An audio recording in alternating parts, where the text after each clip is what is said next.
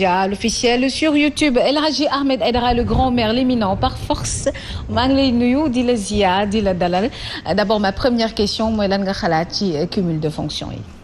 nuyu naa ñëpp fay ñëpp cumul de fonction comme ni ko foofu waxee rek xam nga loi yi dañ koy violer di ko violer waat le code général des collectivités locales dafa wax ni un maire doit être un résident c'est pas parce que Ahmed Aidara yow waa Guédiawaye nga. rek ñu naan waaw nañ leen ko fal ndax waa Guédiawaye la déedéet yow boo nekkee waa Guédiawaye ba pare loger Mermoz nag.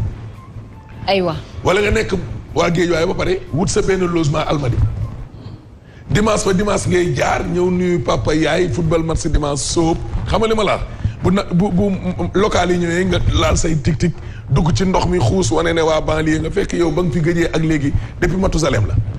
loi bi tere na la comme li Fofana wax tu ne peux pas être un ministre de la République. nekk fii building wala jam ñaajo Birahim yow sa lépp luy signé à la mairie de je ne sais pas quelle localité dañ la koy indil ba fii mais yow xamoo sax sa waa ko un maire day yeewandoo ak waa gox ba bu musiba wala calamité catastrophe amee nga moo fay njëkk mais am na waaye ma ne am na maire yoo xam ni bu nit deyee seen gox dañ leen di téléphoné yée leen naan leen xoolal corbillard bi waa ji nee na boo ko waxul waaw du ñu ko jox yow nekkoo ca koñ ba mais nañu wax cumul et puis waaye moo ko njëkkee te dinañ ci ñëw ci kanam ak source ouais mais un président de la république fii Afrique tu es presque un roi mais ñaata la ñu lal sa ndodd li nga paqueté lépp bi ci gën a dee bi gën a ndaw boo xam ne boobu la ñu war a njëkk a dindi être un président de la république et un président de parti mais mënoo def la différence l'article 80 est là boo demee ci meetingu politique nga wax fa Baara Gaye tontu la meetingu politique ñu ne article 80 tëj la ci kaso bi parce que tu as nangam da nga attaqué tu as nangam à la première institution alors que première institution dafa sol beneen maxana le président du parti wax au nom du parti wax au nom d'un militant ci turu militant nga waxee ci turu léegi ñu tontu la en tant beneen militant tam tontu la ñu ne il a offense au chef de l'État. cumul boobu moom la ñu war a njëkk a réglé teg ko nee doo ko indi yeneen yi mais yow PCA directeur ministre maire président communauté rurale heureusement amatul teg ay si yow nañ dem. Alaaji nuyoo nga. nuyoo na. nuyu nga ñëw. dama ne la nuyu naa la waaw Siré maa ngi lay nuyu. maa ngi lay nuyu waaye. Siré dafa dawoon vendredi. non ndox problème mu ndox la. non du ndox. c'est pas ndox tàmpi. non bi pas du ndox tàmpi. Macky Sall lépp lu mu doon tere. non ni mu koy defee léegi sax dafa ëpp. ba pare da koy def ba pare mel ni kuy kokkaliwaale nit ñi te gisul ko wax dara dañu waxante dëgg télé yi ak rajo yi nag lii moo tax nit ñu teg leen fi. ba pare bu élection amee mu ni gaay mi ku ci ñàkk sa gox boo ñëwee mu wàcce la. loolay xam nga loolu tamit problème la. loolay dëpp wax loolu waaye wuy ma. bàyyi naa ko investiture yi. na raay jub. nar am na ñoo xam ne mënul fexe muusa ka mutar bi ba duñ doon candidat golf moom ñoo ngi xaar ba ne dellu ginnaaw rek. wala foofu. waaw la. Benno Bokk Yaakaar logique pour logique nee na la njaarim Limaamu Laay moom dinaa ci ñëw mais nee na la. mais non seulement nee na la sax parce que muy xëccool foofu. c'est le parfait ki ñuy wax politicien xam nga bu ngeen fàttalikoo bi Malick Gakou jógee pour ñu jël ville lu Guédiawaye dafa dem benn instant boo xam ne mu reculer Lat Diop moom moo jógoon mobiliser une bonne partie Guédiawaye pour ñu xeex motifu Aliou Sall dëkk fi bi gars yi demee ba ci biir di xeex ba ci xeex bi tàng ba tàng mu rocceeku lu tax mu rocceeku parce que comme moom ñi ngi ko joxoon benn direction gars yi ne ko yow soo nekkul ci ginnaaw kii bi ñu génne say bagages mu bàyyi fa waa Guédiawaye largué leen delluwaat ramasser léegi nag kooku moo bëgg a ñëwaat di xëccoo waat moo bëgg a mobiliser waa booy Guédiawaye élection yooyu yaa ngi fàttaliku violence yi fa amoon booy ñii ñu toj leen kii bi mu bëgg a dellu si waat et puis li lay gën a wane incohérence yow yaa ngi bokk APR nga dem ne waa réew mi ñoo lay tabb ci sa gox te yow yaa ngi bokk APR. kon kay boo amee légitimité mburox soow bi la nañ dem. c'est vraiment le. bàyyil ba ci kanam rek. typique bàyyil ba ci kanam tuuti rek. terminé yéen a kaay ñëw ak ci troisième vague bi gis nga Yass mi ngi menacé Sénégal 341 contamination déglu de 4 décès 29 sauvetage mooy cas garaaw comme ni ko xemes doon waxe dégg nga mi ngi nii dégg nga loolu mais tribune bi moom dinañ ci dellu siwaat tribune nañ ci dellu siwaat dégg nga loolu Yass Sud Quotidien ñëw ak ci Macky Sall mi nga xam ne mi ngi sonné l'alerte nee na 3e vague bi ci boppam Macky moo neex risque d'être difficile la wax ban vague la c'est ce qu'on appelle clignoter à droite pour tourner à gauche 3e vague bi sax intéressé ko saa ay 2e vague bi moo ko intéressé moom lay waaj de 2e vague la nañ dem ba ci kanam rek source a ñëw ñun ci Aly Ngouille nee na li Sonko wax xel sax da koo mënul a jàpp inimaginable maanaam ab projet de loi ci lu jëm ci wàllum terrorisme gii Occident di réewu nasaraan yi ak ay président chef d'état yoo xam ne dañoo retraité ne moo ne ci ginnaaw Aly Ngouille nee na ko yow loolu neexul jàpp dégg conseil des ministres bi nag tey lañ koy amal tey ci lundi ji conseil des ministres extraordinaire la mooy liñ fi doon wax barki démb Macky Sall il faut mu jublu nag ci wàllum nouveau code électoral avant le 23 juillet balaa yetu CEDEAO bi di dal ci kawam waaye journal bi nee na gis nga Yass dafa am ay points yoo xam ni dañ cee juboogul ba fii te Macky Sall moo war a arbitrer est-ce que xam nga parrainage bi ba léegi nii vidé guñ ko déggoo ma de être président de la République et être chef de parti boobu it ci dialogue bi jubooguñu non yooyu waaw yooyu sax ak avoir nag une personnalité neutre boo xam ni moom mooy organiser les élections te ñoo koy organiser waaw wala déet juboo amagu ca dégg nga loolu Yass waaw kay waay Le Soleil yéene kaay ñëw ak ñun ci Macky ngoog ca rencontre économique ba Aix-en-Provence bi xool ko Macky daal li mu xam le mooy Afrique daal am na noo xam ni bu ni ku ko nasaraan yi joxee cër Afrique ci boppam rek du soxla kon seenu ndimbal mais Macky am na leneen lu mu wax nee na Afrique gi ñu bëgg a jàppee ni ab liir bébé mais loolu nañ ko bàyyi dëkk continent boo xam ne mi ngi ak 54 pays conseil de sécurité des Nations Unies amuñ fa sax banque. est-ce que kon nekku ni ñoom ñoo jàppee seen bopp comme ay gros bébé. waaw ak gros bébé la. waaw mooy kii boo xoolee sax xam ne gros bébé la voilà dégg nga mais réew Afrique am na ñoo xamante ne amuñ sax moyen yu ñu vacciné wu alors que boo demee États-Unis si seen parc yi zoo yi mais am na mala yoo xam ne ñu ngi leen di vacciné Macky ko waxuma ko de Macky bu ma xasee ba commencé journaux yi rek nekkatul man. Ablaye Mbaye Pierre moo doon wax ci benn kii mi quoi Kouthia di ko toppandoo nee na ko gis mel na ni bitim réew nekk fi fas moo gën nekk fi nit Le Quotidien yéene kaay ñëw ak ñun ci manque de solidarité des pays riches Macky Sall fi mu nekk nii fa gën a ci daabal ci mais balaa ngaa santaane sangu day fekk ngay ragu yàlla bay sa tool yow mais bu la réewu Afrique yi di dimbali monsieur le maire te yow dimbali woo sa bopp Macky Sall ak li mu fi dajale ci ay doomu aadama ci weer yi ñu génn nii te yow mbas mi waxaguñ ne 0 cas mbas mi tourné nañ page mbas mi définitivement yow ngay dajale des milliers de personnes ba pare bëgg les pays riches jàppale la la 3e vague risque d'être difficile bu fi difficile yaa ko difficile li nga fi dajale kenn dajale wu ko dégg nga ma jàmbal nag digganteem ak Souleymane Teliko nee na tribunal bi ci boobu moo bëggoon a sauver magistrat bi waaye day yomb tey ma jàmbal nee na crédibilité waaye du ko fooyee li Souleymane Teliko wax ci moom jarul jaaraat maar day taali dafa teel te lundi la dégg loolu nee na Teliko da même bu ko bëggee weddi tam coupéru journaux yéen fi ah oui moom ma jàmbal moo ko wax li Teliko wax bu Teliko dana ñëw ci kanamu tribunal bi ba pare nee na procès nag la bëgg public waa mbedd mi ñëpp ñëw seetaan si waaw ma jambal. ñu def ko de.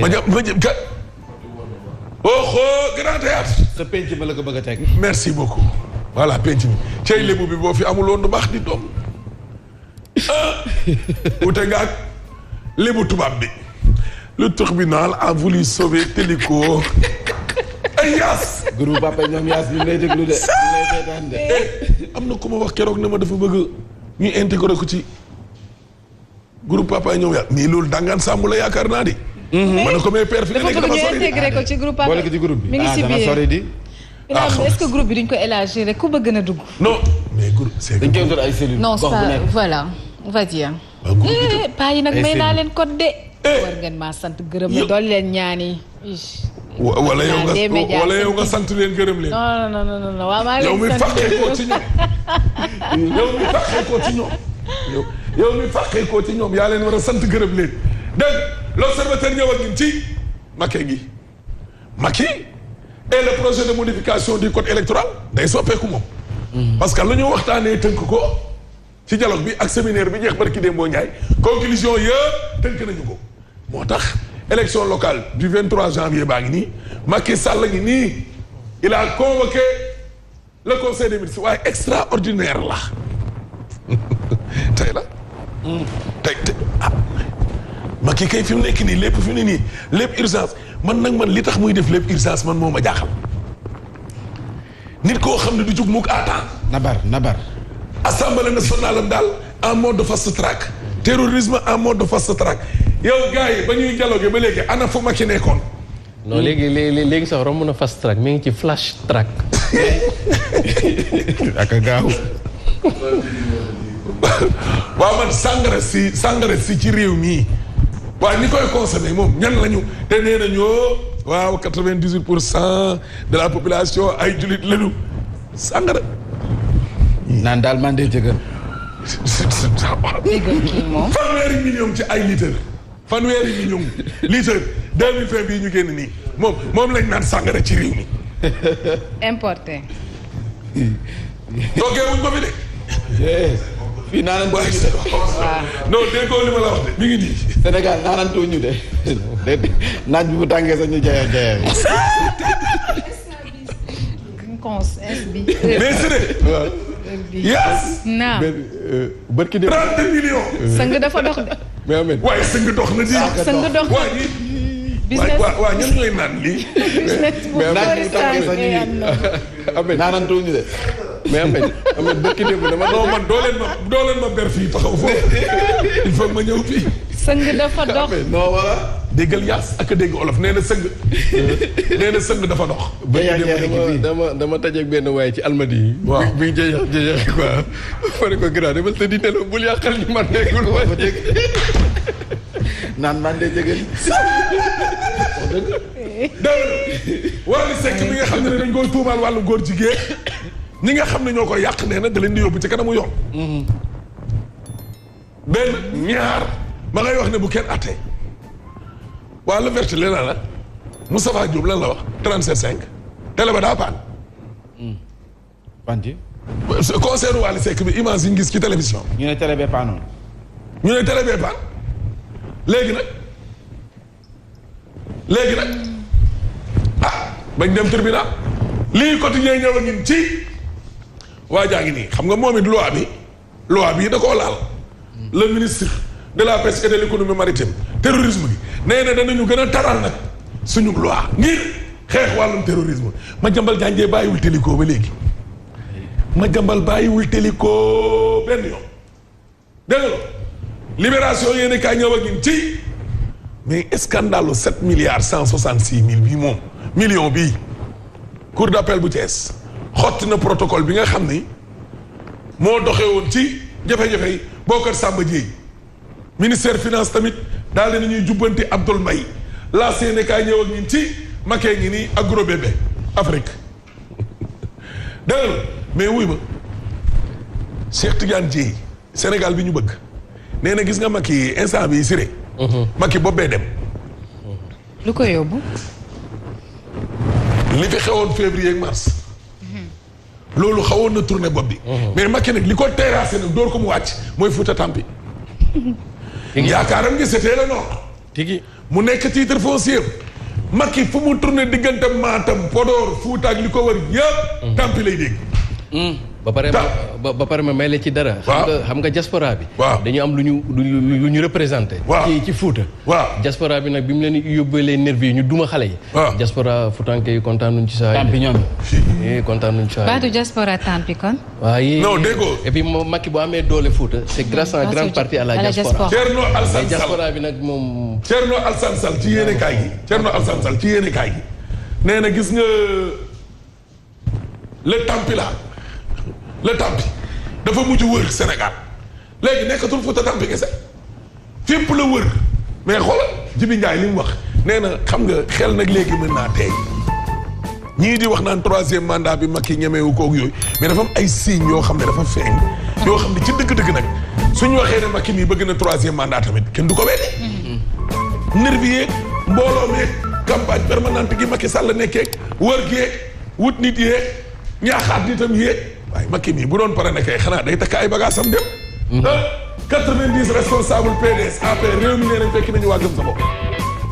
waa Ecotra ngi nii maître Boubacar Cissé nee na bu Ecotra dee entreprise nationale yu bëree bëri nañu dee. maître Cissé ne xam nga la lañ war a soppi Yass. conditions yi ñuy teg ci appel d'offre yi. diggante le national là ak l'intérieur. le secteur privé national. ñi ngi bëgg dee kumba am ndey kumba amul ndey avocat bi nee na entreprise étrangère yi bu ñuy ñëw seeni mallette la ñuy indaale xaalis ñëw teg ko ci kaw taabal ji ay Ila Touba yow ngay laaj ay 400 engins laaj ay juróomi téeméeri milliards ko amul budget ban entreprise nationale moo am yenn ni wala nga ubbi sax ay clause boobu boo ko joxee tubaab bi ba pare nga ne leen suñu entreprise yi nag dañuy ba pare sous-traité sous location. locataire Ahmed ma yokkal la loolu. waaw lu jot na de. ba pare ñu defal leen exonération fiscale à hauteur de 500 milliards. tey jii le Sénégal depuis 2015 le ministère de l'économie et des finances n'a pas sorti un rapport sur les exonérations te 2015 bi ñu mujjee def exonération yo 500 milliards nañu pertoon te ren ñun suñu budget ñi ngi am déficit 187 milliards ça veut dire que ñun ñoo ngi wër ci àll bi di lebi xaalis ba pare di baale ay xaalis yoo xam ne dañu war te ñi koy profité du entreprise nationale ce sont les multinationales. moo tax Abdoul Mbaye ne nañ leen bàyyi ba yegg 2022 Abdoul Mbaye li mu wax aayu nañ dem ba 2022 seen 5000 milliards yi ñu wax et puis yow ay budget yow 5000 milliards. taux de croissance 7 nangam pour cent léegi ne waaye ñu naan objectif bi c'est à 2 chiffres mais loolu xanaa c'est sur le papier rek Birahim. Côte d'Ivoire nañuy wujjanteel ci budget bi ci ni muy toll parce qu'il y a une dimension politique du budget. loolu sax Côte d'Ivoire nañuy wujjanteel loolu sax dafa ruslu Côte d'Ivoire yóbbu wujjee Côte d'Ivoire xam nga la moo tax mu ruslu benn réew moo xam ne traversé na une guerre civile de plus de 10 ans demul dikkul xeex reyante ay millions de fois ñun ñu am stabilité diplomatique économique politique sociale. ba noppi yow ngay diirante mbagg ak koo xam ne yow 10 ans de guerre waaye kii gis nga ñaabu mbëkk rek la ñuy ñaab tey. déet waay jiite réew mi yow dara lu dul. déet waay. ciao El Hadji Ahmed Aidara revue des titres yi dina ñëwaat ci kanam doon revue de presse sur 89.7 Zik.